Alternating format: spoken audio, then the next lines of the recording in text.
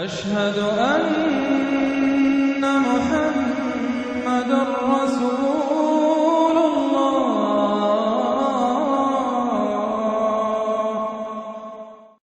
کہ منہج انقلاب محمدی کے دو حصے ہیں۔ اوپر کا حصہ ٹکراؤ، تصادم، وہ سب کو معلوم ہے، غزوہ بدر، غزوہ احد، غزوہ احزاب، فلاں فلاں کس کو نہیں معلوم؟ لیکن اکبر الآبادی کا بڑا پیارا شعر ہے، خدا کے کام دیکھو بعد کیا ہے اور کیا پہلے ہے، نظر آتا ہے مجھ کو بدر سے غار حرا پہلے۔ کہانیاں تھیں جو سوچ و بچار تھا، پھر اس نے 12 برس تک مکے میں جو دعوت، تبلیغ، تربیت، تزکیہ، تعلیم، تنظیم، یہ کام کیا ہے، یہ ہے جس کا نتیجہ سامنے نظر آتا ہے۔ چاہے تمہارے جسم کے ٹکڑے اڑا دیں، تم نے ہاتھ نہیں اٹھانا۔ یہ ارادہ آسان کام ہے کوئی؟ بلی کو بھی آپ گھیر لیں اگر کسی کونے میں تو وہ آپ پر حملہ کر دے گی۔ ڈیسپریٹ آدمی 2-3 کو مار کر مرے گا، ایسے نہیں مر سکتا آدمی۔ آدمی بڑی شے ہے، لیکن اجازت نہیں ہے۔ یہ تیاری جو کرائی ہے محمد رسول اللہ نے، تو ایک ہے تصادم کا مرحلہ اور ایک ہے تصادم کے لیے آدمی تیار کرنا۔ آدمی فراہم کیسے کرے، تیار کیسے کرے، اس کو میں نے قرار دیا ہے منہج انقلاب نبوی کی اساسی منہاج۔ ایک ہے تکمیلی منہاج، تصادم، ٹکراؤ، جنگ۔ اساسی منہاج ہے how to procure proper people, procurement of people and then their training, یہ ہے مسئلہ۔ اور اس کا مرکز و محور قرآن ہے۔ اگلی سورہ، سورہ جمعہ، اسی سے بحث کر رہی ہے۔ یوں سمجھ لیجئے کہ بعثت محمدی کا مقصد، اس کے لیے تصادم کے مراحل، یہ سورہ صف میں، لیکن اس کے لیے مردان کار کی تیاری کا عمل سورہ جمعہ میں۔ بسم اللہ الرحمن الرحیم، یسبح للہ ما فی السماوات وما فی الارض الملک القدوس العزیز الحکیم، هو الذی بعث فی الامیین رسولا منہم یتلو علیہم آیاتہ ویزکیہم ویعلمہم الکتاب والحکمہ۔ اب دیکھیے آپ، جیسے وہ آیت 3 دفعہ آ چکی تھی، یہ چوتھی مرتبہ آ رہی ہے۔ وہ بنیادی طریقہ کار کیا تھا؟ قرآن کی تلاوت۔ قرآن اس مقناطیس کے مانند تھا کہ جس کے اندر جس کی روح بیدار ہے اس کو کھینچ لے گا۔ یہ ہے آپ کا آلہ دعوت۔ اب آپ کے پاس وہ آ گئے جو سلیم الفطرت، کسی درجے میں سلام، جن کی زیادہ سلیم الفطرت اور زیادہ جو ہے وہ فوراً آ گئے۔ کچھ کو تھوڑا سا وقت لگا، پھر کچھ اور وقت لگا، کچھ اور وقت لگا، تو 12 برس میں مکے کی جو ہے وہ ہانڈی کے اندر پوری طرح بلو کر نکال لیا گیا۔ اور جو نکالا پھر ان کی تربیت، ان کی تعلیم اسی کتاب سے، حکمت قرآن پر بیس کر رہا ہے سارا پروسیس۔ تربیت بھی قرآن سے، تزکیہ بھی قرآن سے، دعوت بھی قرآن سے، تذکیر بھی قرآن سے، تبشیر بھی قرآن سے، انذار بھی قرآن سے۔ تذکیر، انذار، تبشیر، اس سے دعوت ہو گئی، اور شفاء لما فی الصدور، دل کے اندر کی جو روگ ہے ان کا علاج۔ یہ دل کا روگ ہے کیا؟ دنیا کی محبت، اللہ خیر صلی اللہ، مال کی محبت، اولاد کی محبت، سب کیا ہے؟ ہاتھی کے پاؤں میں سب کے پاؤں دنیا کی محبت۔ یہ قرآن نکال دیتا ہے۔ هو الذی بعث فی الامیین رسولا منہم، وہی ہے جس نے بھیجا، اٹھایا امیین میں سے ایک رسول، انہی میں سے۔ یتلو علیہم آیاتہ، ان کو پڑھ کر سناتا ہے اللہ کی آیات، یہ وہ مقناطیس۔ ویعلمہم الکتاب والحکمہ، ان کو تعلیم دے رہا ہے کتاب اور حکمت کی۔ ویزکیہم ویعلمہم الکتاب، وہ تزکیہ کر رہا ہے۔ تلاوت آیات کے ذریعے سے غلط نظریات ختم ہوئے، غلط نظریات ختم ہوئے۔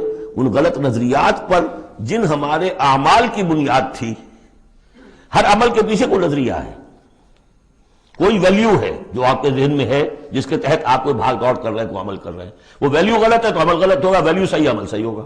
قرآن نے ویلیو آپ کی صحیح کر دی، تو گویا کہ اب یہ برے اعمال، بری عادات، یہ جیسے پت جھڑ میں پتے جھڑ جاتے ہیں، خود ہی جھڑ جائیں گے، کیسے رہیں گے؟ اندر سے غذا ہی نہیں مل رہی، اندر تو جڑ ختم ہو گئی ان کی۔ یہ ہے تزکیہ۔ اور پھر تعلیم کتاب و حکمت، اب انہیں سکھاؤ، احکام دو، اور بڑی گہری بصیرت والی باتیں بھی سکھا، وہ سب کے لیے نہیں ہے۔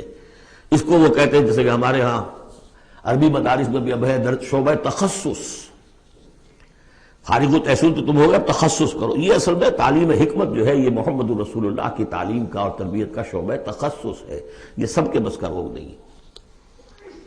وَمَن يُؤْتَ الْحِكْمَةَ فَقَدْ أُوتِيَ خَيْرًا كَثِيرًا يُؤْتِي الْحِكْمَةَ مَن يَشَاءُ وَمَن يُؤْتَ الْحِكْمَةَ فَقَدْ أُوتِيَ خَيْرًا كَثِيرًا۔ یہ اللہ تعالیٰ کسی کسی کو صلاحیت دیتا ہے۔ وَإِن كَانُوا مِن قَبْلُ لَفِي ضَلَالٍ مُبِينٍ، اور یقیناً اس سے پہلے تو وہ کھلی گمراہی میں تھے۔ وَآخَرِينَ مِنْهُمْ، اور محمد کو بھیجا ہے اللہ نے صرف امیین کے لیے نہیں، اوروں کے لیے بھی جو ہے تو انہی میں سے پوٹینشلی لما يلحقوا بهم، ابھی ان میں شامل نہیں ہوئے۔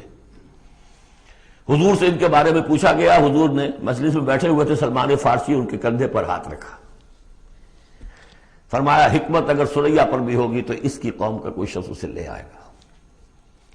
اور کم سے کم یہ کہ تمام جو حنفی مسلمان علماء وہ سمجھتے ہیں کہ اس حضور کی حدیث کا مصداق امام ابو حنیفہ ہے رحمۃ اللہ علیہ۔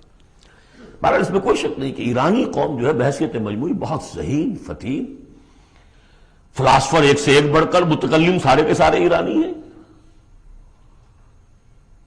یہ ساری چیزیں ان کے ہاں فلسفہ منطق دو چیزیں کی گھٹی میں، 3 مراکز رہے ہیں دنیا میں فلسفہ اور منطق کے، ہندوستان، ایران، یونان، 3 ہے۔ نمبر 2 پہ جرمنی آ جائے گا، اس لیے کہ وہ بھی ایرینز ہیں، یہ ایرینز ہیں، یہ حام کی نسل ہے میری تحقیق کے مطابق۔ اللہ تعالیٰ نے سام کی نسل کو چن لیا نبوت کے لیے، حام کی نسل کو چن لیا حکمت کے لیے۔ یہ میری رائے ہے، یہ صرف میرے اسٹریک تھاٹس ہیں، یہ کوئی یوں نہ سمجھیے، لیکن بہرحال میں اب آخری جو چیزیں بھی میرے پاس ہیں وہ بھی میں آپ کو اس دورہ ترجمہ قرآن میں دے رہا ہوں۔ وَآخَرِينَ مِنْهُمْ لَمَّا يَلْحَقُوا بِهِمْ، میرے نزدیک اس آیت کی صحیح تعبیر کیا ہے کہ ایک نیوکلیس، جیسے کہ اسٹرکچر آف ایٹم ہے، ایک نیوکلیس ہے، اس میں پروٹونز ہوتے ہیں، اور بھی بڑی بلائیں ہوتی ہیں، اب تو ایک سے ایک نکلی آ رہی ہیں۔ جب ہم نے فزکس پڑھی تھی تب یہ تھا کہ ایک نیوکلیس ہے، اس میں پروٹونز ہیں، پازیٹیو چارج ہے، اور پھر یہ ادھر جو ہے وہ اب جو الیکٹرانز چل رہے ہیں دائرے میں، بڑا ایٹم جو ہے وہ بہت سے دائروں میں۔ تو نیوکلیس اس امت کا امیین، بنو اسماعیل اور ان کے تابع اہل عرب مشرکین، یہ نیوکلیس۔ پھر سب سے پہلے ایرانی آ گئے، پہلا جو ہے الیکٹران ایرانیوں کا ہے۔ پھر رومی آ گئے، کچھ آ گئے، ادھر سے کچھ قبطی آ گئے ایجپشنز، ادھر سے آگے آپ بڑھے تو ہندی آ گئے، سندھی آ گئے، پہلے سندھی آئے پھر ہندی آئے، یہ سب ہیں اب مختلف دائرے، یہ بڑھتا جا رہا ہے۔ لیکن نیوکلیس امیین اور باقی سب آخرین۔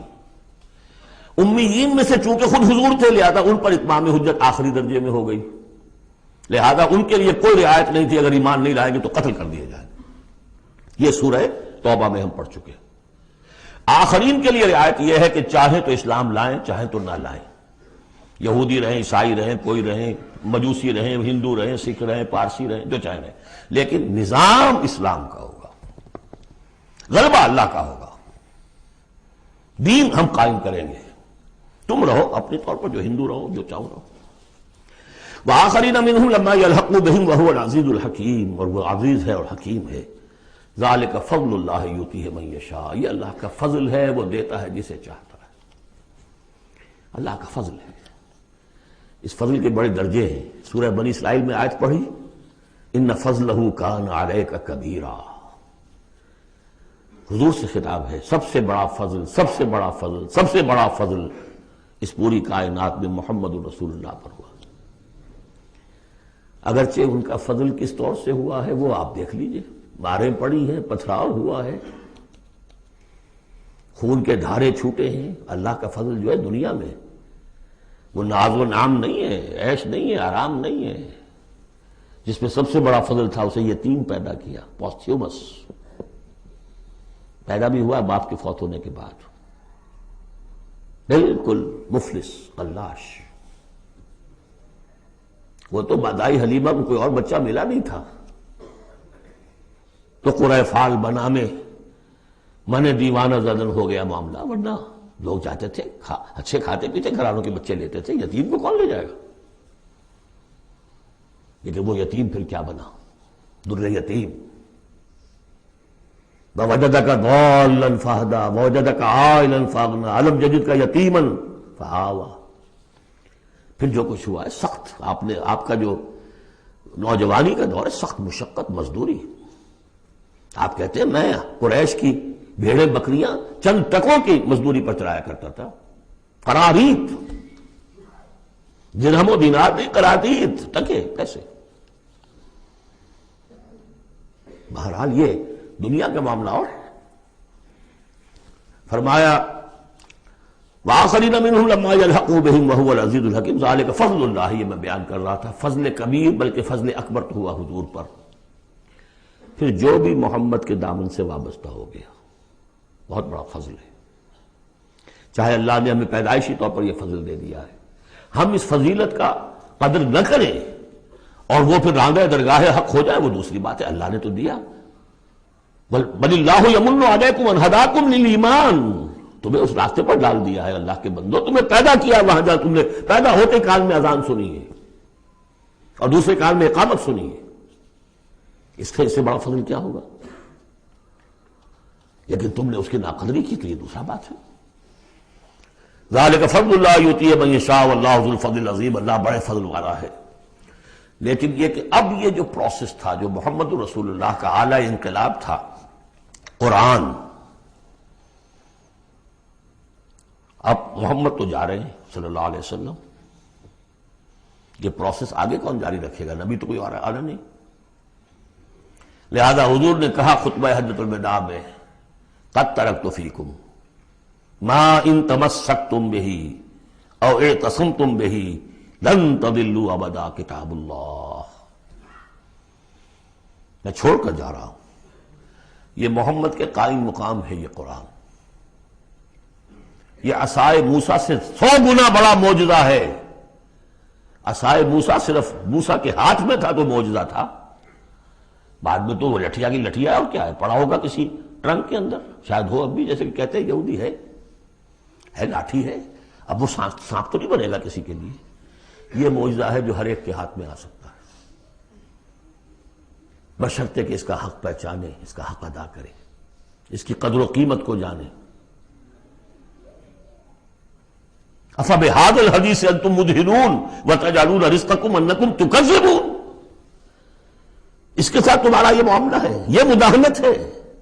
دنیا بھر کی زبانیں سیکھ لو، دنیا بھر کے علوم سیکھ لو، اتنی عربی نہیں کہ قرآن مجید کو براہ راست سمجھ سکو. اور اگر یہ قرآن تمہیں پوزیس کر لے گا تو خدا کی قسم کھا کر کہتا ہوں کہ کسی اور کام میں دل نہیں لگے گا آپ کا. یہ کیا کام ہے؟ گھس گھس گھس گھس گھس کر کے تنخواہ ہو گئی 30,000 40,000 50,000 تنخواہ لے کے آ گئے. بس یہی ہے. Were you created for that? ابراہیم بن ادھم کا آپ نے سنا ہوگا نام، بادشاہ تھے کسی علاقے کے، شکار پر گئے ہوئے تھے تو وہاں کئی آواز انہیں سنائی دی، کسی فرشتے کی تھی یا یہ کہ خود ان کے اپنے دل کی آواز تھی. یا ابراہیم لہذا خلقت ام لہذا امرت. اے ابراہیم سوچو، کیا اس کام کے لیے تمہیں پیدا کیا گیا تھا؟ کیا تم اس کام کے لیے پیدا کیے گئے تھے اور تمہیں اس کام کا حکم ہوا تھا شکار کھیلو جا کر؟ بس وہی سے کایا پلٹ ہوئی. تو سوچنے کی بات ہے. اب ترتیب بتا رہا تھا اصل میں، ورنہ بات لمبی ہو جائے گی، کہ اب یہ قرآن کے بارے میں تمہارا طرز عمل کیا ہوگا. تصویر دکھائی جا رہی ہے پھر سابقہ امت کی، انہیں بھی ہم نے دی تھی کتاب تورات. مثل الذین حملوا التوراۃ ثم لم يحملوها كمثل الحمار يحمل اسفارا. مثال ان لوگوں کی جو حامل تورات بنائے گئے پھر وہ اس کے حامل ثابت نہ ہوئے. اور حمل میں خاص ایک بات ہے، حمال کسے کہتے ہیں؟ بوجھ اٹھا کر ایک جگہ سے دوسری جگہ لے کر جانا، حمال اسے کہتے ہیں. اسر اور حمل میں نے فرق بتایا تھا آپ کو سورہ بقرہ جب پڑھ رہے تھے آخری کا، کہ اسر وہ بوجھ ہے جس کے نیچے انسان دب کر رہ جائے، چل نہ سکے، اسر ہے. اور حمل وہ ہے جس کو لے کر چل سکے. اب عورت کا بھی حمل ہوتا ہے، وہ لے کر چلتی ہے. بہرحال جب ایڈوانس پریگننسی ہوتی ہے، دکھ تو ہے، تکلیف ہے، واہنن علی واہنن تو ہے، چل سکتی ہے. اس لیے حمال ہے، وہ لے کے جا رہا ہے. تو حملوا التوراۃ، یہ اللہ تعالیٰ جس کو یہ کتاب دیتا ہے، حامل بناتا ہے، اس کے ذمے سے پہنچاؤ. لتبیننہ، تمہارا فرض ہے اسے واضح کرو، اسے عام کرو. یا اہل القرآن، حضور نے فرمایا ہے قرآن والو لا تتوسد القرآن، قرآن کو تکیہ نہ بنا لینا. ایک ذہنی سہارا ہمارے پاس اللہ کی کتاب ہے. 40 من سونا ہم نے لگا دیا ہے اس قرآن کو تاروں سے لکھنے پر.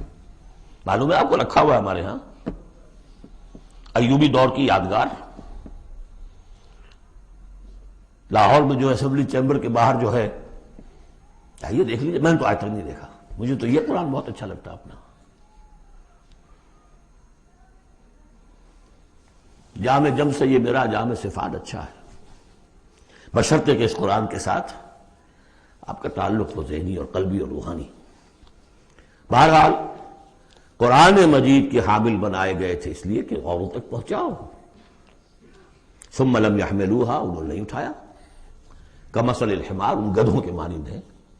یحمل اسفارا، جو کتابوں کا بوجھ پھر اٹھائے پھر رہا. مکالمات فلاطون بھی لکھ دیجئے آپ، بعد کا گشڑی رکھ دے، انسائکلوپیڈیا برٹانیکا پورا رکھ دے، گدھے کو کیا فائدہ اس سے.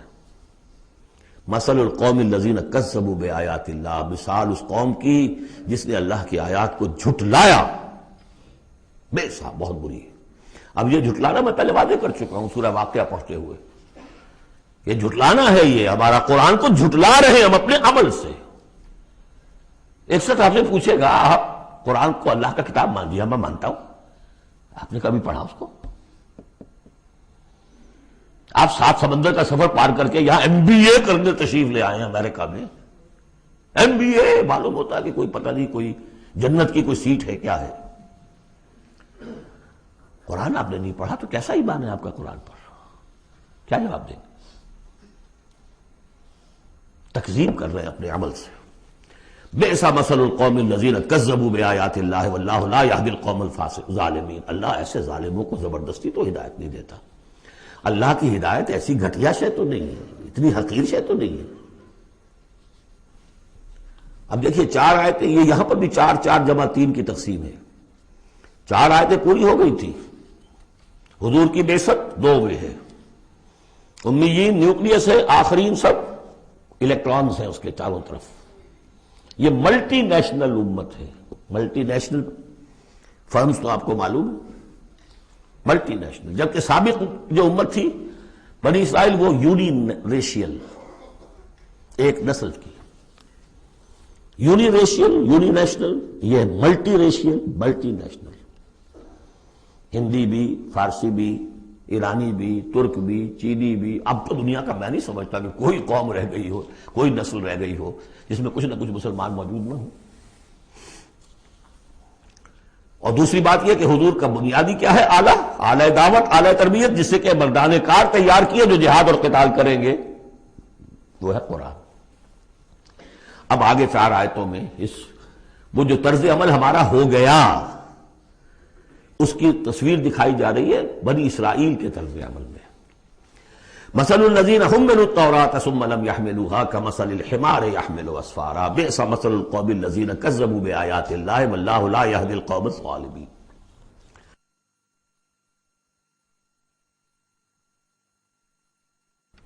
مثلا اس کے بعد نتیجہ کیا نکلتا ہے؟ جو آیات الہیہ سے رشتہ ٹوٹے گا تو سہارا کیا چیز رہ جائے گی؟ ہم تو اللہ کے چہیتے ہیں، لاڈلے ہیں. ہمیں تو جہنم میں کوئی جھونک ہی نہیں سکتا. جھونکے گا بھی تو دوسروں کی آنکھ میں دھول جھونکنے کے لیے چند دن کے لیے، ہمیں بھی ڈال کے فوراً نکال لیں. اللہ کو بھی چوری کرنی ہے، خیانت کرنی ہے، ہمارے لیے کرنی ہے. اور ہم جیسے بھی کچھ ہیں، جو بھی کچھ ہیں، زانی ہیں، شرابی ہیں، جو بھی کچھ ہیں، لیکن تیرے محبوب کی امت میں، جب تیرے محبوب کی امت میں ہے، سیلویشن از گارنٹیڈ. شفاعت تو ملنی ہی ملنی ہے. بہت زیادہ کرنا ہے تو کسی بزرگ کی مزار پہ دیگے بھی چڑھا ہے، بس اور کیا رہ گیا. یہ ہے وہ سارا معاملہ، یہ ہے وہ امانی، یہ ہے وہ من گھڑت خیالات، یہ ہے وہ وشفل تھنکنگ سے جو عقیدوں کی شکل بن جاتی ہے، جس کی وجہ سے عمل سے. وہ جو اقبال نے کہا کہ پتہ نہیں نام کیا ہے اس کا، خدا فریبی کے خود فریبی، عمل سے فارغ ہوا مسلمان بنا کے تقدیر کا بہانہ. وہ تقدیر کی بجائے آپ یہاں یہ عقائد جوڑ لیجئے تو پھر عمل کی کیا ضرورت ہے؟ بے وقوف ہوگا جو عمل کرے، رشوت نہ لے، عیش نہ کرائے بچوں کو، بے وقوف ہے، احمق ہے، پاگل ہے۔ قل یا ایھا الذین ھادوا ان زعمتم انکم اولیاء للہ من دون الناس، کہہ دیجئے اے نبی، اے وہ لوگوں جو یہودی ہو گئے ہو، اگر تمہارا واقعی یہ گمان ہے کہ تم اللہ کے دوست ہو اور اللہ تمہارا دوست ہے۔ ان زعمتم، زوم کا لفظ اردو میں بھی بولتے ہیں خیال خام کے لیے، بڑا زوم ہو گیا اسے۔ ان زعمتم، اگر تمہیں یہ خیال خام لاحق ہو گیا ہے، انکم اولیاء للہ من دون الناس فتمنوا الموت ان کنتم صادقین، یہ سورہ بقرہ میں آ چکا مضمون۔ اگر ایسے واقعی خیال ہے تو تمہیں موت کی تمنا کرنی چاہیے۔ دوست سے ملنے کی آرزو ہوتی ہے یا ہجر کی؟ وصال چاہیے یا ہجر چاہیے؟ ولا يتمنونه ابدا بما قدمت ایدیہم، یہ ہرگز تمنا نہیں کر سکتے موت کی۔ کیوں؟ بسبب اس کے جو ان کے ہاتھ آگے بھیج چکے ہیں، انہیں معلوم ہے ہم نے کیا کرتوت آگے بھیجے ہیں۔ بل الانسان علی نفسہ بصیرہ، انسان کو خود معلوم ہے کہ میں کیا کچھ بھیج چکا ہوں، کیا کیا کمائیاں کی ہیں، کیا کیا حرام خوریاں کی ہیں، وہ سارے کے سارے جو ہے وہ تو آگے بھیجے ہوئے ہیں۔ واللہ علیم بالظالمین، اللہ ان ظالموں سے خوب واقف ہے۔ قل، اے نبی ان سے کہہ دیجئے، ان الموت الذی تفرون منہ فانہ ملاقیکم، وہ موت جس سے تم بھاگتے ہو وہ تم سے ملاقات خود فرما لے گی۔ تم بھاگتے رہو، انہ ملاقیکم، وہ آن کھڑی ہوگی سامنے۔ ثم تردون الی عالم الغیب والشہادہ، پھر تمہیں لوٹا دیا جائے گا اس ہستی کی طرف جو غیب اور شہادہ سب کا جاننے والا ہے، جو تمہارے سامنے ہے اس کا بھی، جو تمہارے پیچھے ہے اس کا بھی، جو بحیثیت نوع انسانی تمہارے لیے کھول دیا گیا اس کا بھی، اور جو تمہارے سے غیب میں رکھ دیا گیا اس کا بھی۔ فَيُنَبِّئُكُم بِمَا كُنتُمْ تَعْمَلُونَ، پھر وہ تمہیں جتلا دے گا جو کچھ تم کرتے رہے تھے۔ یہ دوسرا حصہ ہو گیا 4 آیات کا۔ گویا کہ جو کتاب محمد رسول اللہ دے کر گئے ہیں، قد ترکتم، اور جس کے لیے حکم دے کر گئے تھے کہ اب تمہارے ذمے ہے، میرے کندھے پر سے یہ بوجھ اتر کر تمہارے کندھوں پر آ گیا ہے۔ الا هل بلغت، انا نشهد انک قد بلغت وادیت ونصحت، انا نشهد انک قد بلغت الرسالۃ وادیت الامانۃ وکشفت الغمۃ، یہ تو گواہیاں لی ہیں۔ اس کے بعد اللہم اشہد، اللہم اشہد، اللہ تو بھی گواہ ہے، یہ مان رہے ہیں۔ اور پھر فَلْيُبَلِّغِ الشَّاهِدُ الْغَائِبَ، ایک سائی آف ریلیف، میرے کندھے پر جو بوجھ تھا، اِنَّا سَنُلْقِي عَلَيْكَ قَوْلًا ثَقِيلًا، کل یہ آیت ہم نے پڑھنی ہے، آج وہ بوجھ میرے کندھے سے اتر گیا لیکن تمہارے کندھوں پر آ گیا۔ مجھے تو صرف امیین تک یہ فرض براہ راست انجام دینا تھا، تمہیں پوری نوع انسانی تک انجام دینا ہے۔ A heavy burden، اس کے لیے یہ ہے دوسرا حصہ 4 آیات کا۔ اب تیسرے حصے میں اس قرآن کی تعلیم عام، تعلیم بالغان کا جو نظام قائم کیا گیا اس کا ذکر ہے۔ جمعہ کیا ہے اصل میں؟ اب رہ گئی رسم ادا، روح بلالی نہ رہی، فلسفہ رہ گیا، تلقین غزالی نہ رہی۔ یہ جمعہ کیا ہے؟ یہ حزب اللہ کا ہفتے وار اجتماع ہے۔ کمیونسٹوں کو بھی ایجاد کرنے پڑے تھے ہفتے وار اجتماع، ہفتے وار اجتماع، اسٹڈی سرکلز۔ اس لیے انقلابی کارکن کے ذہن میں جب تک اس کا نظریہ تازہ نہ رہے وہ قربانی کیسے دے گا؟ قربانی تو ہر لحظہ آئے گی، ہر آن آئے گی، قدم قدم پر آئے گی۔ لہذا اس نظریے کا، نصب العین کا، اپنے مقصد کا شعور بالکل کانشس لیول کے اوپر مستحضر رہنا چاہیے۔ لہذا اجتماعات، اب ظہر کی نماز کی بجائے جمعہ، وہاں 4 فرض یا 2 کر دیے، 2 کی جگہ خطبہ۔ خطبہ کس لیے؟ تعلیم قرآن، تعلیم بالغان۔ ظاہر ہے وہاں کالجز نہیں تھے، کتابیں نہیں تھی، پریس نہیں تھے، چھاپے خانے نہیں تھے، آڈیوز نہیں تھے، ویڈیوز نہیں تھے، کچھ بھی تو نہیں تھا، لیکن ایک نظام ہے۔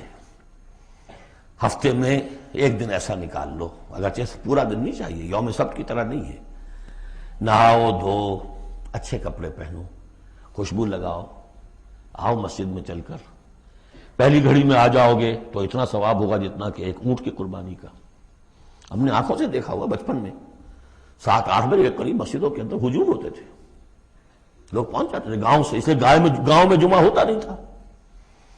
اب تو ایک خاص مسلک ہمارے ہاں جو آیا اہل حدیث حضرات کا، انہوں نے 4 آدمیوں پہ بھی جمعہ کھڑا کر دیا، تو اب خام خواہ کائے کو جائے گا کوئی آدمی شہر کے اندر؟ پہلے تو یہ تھا کہ جو مسئلے جامع نہ ہو، جو ایک شہر نہ ہو جس کے اندر کہ کوئی حکومت کا ایک بڑا افسر نہ رہتا ہو، تو اس کے بغیر جمعہ نہیں ہوتا۔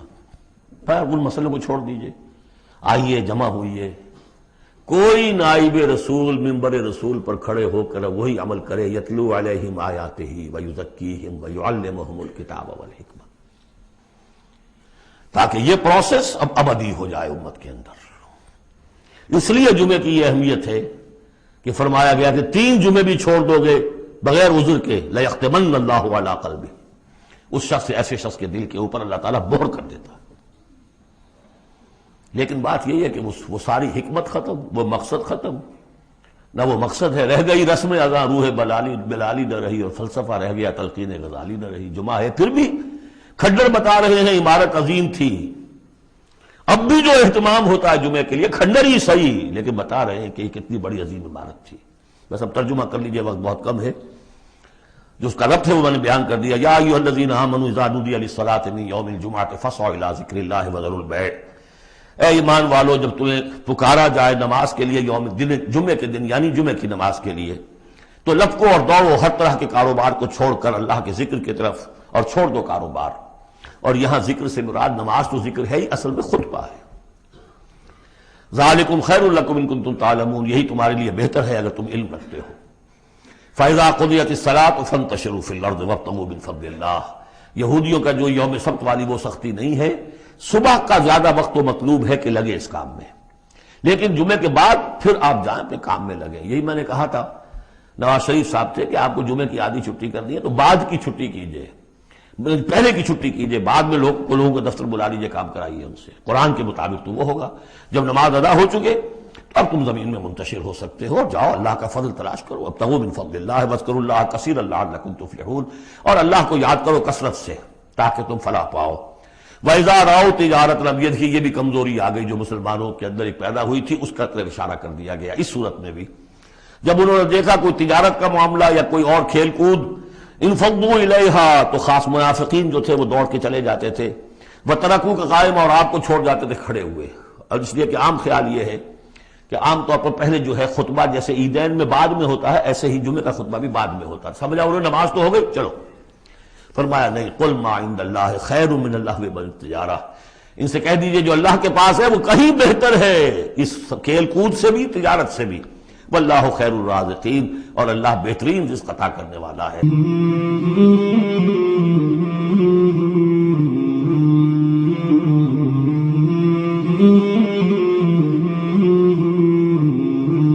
مولاي صل وسلم